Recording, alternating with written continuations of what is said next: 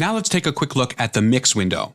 We can get to the mix window up here by choosing mix, but no Pro Tools user worth his salt is going to do that. They're going to use the shortcut Command equals, which toggles between the mix window and the edit window.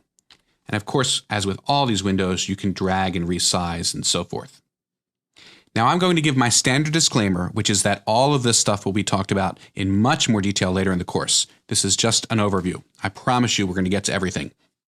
Now the Pro Tools mixer looks like a traditional hardware mixer. You've got one channel for each track of your session. Here's my bass. I can raise the volume. I can lower the volume. I can solo. I have my guitar tracks grouped together, which is why I'm seeing them all now. Or I can mute my guitars. Now notice how the background of these strips are all colored.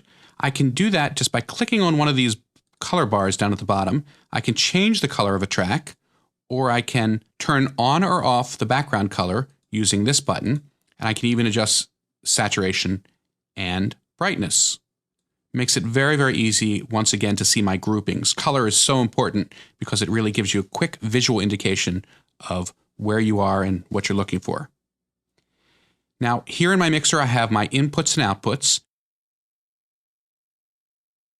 You can see, for example, that my bass drum was recorded from my first mic line 1, and it's being output to a drum bus. A bus is basically a fancy output, which we'll talk about later. And you also see down here automation. This is how we can automate any parameter. We can automate volume, we can automate muting, we can automate panning, which is this button, which tells us the placement of the sound in the stereo spectrum. For example, let's take a look at our bass. We'll play it. I'll put it over on the right. I'll put it on the left. That's panning.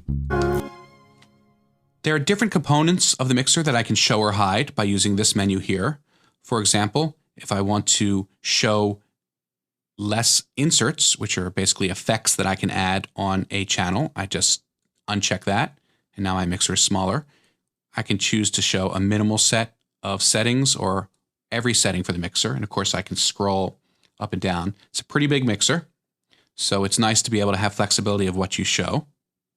I'll put back in my inserts, and there you go, a brief introduction to the mixer.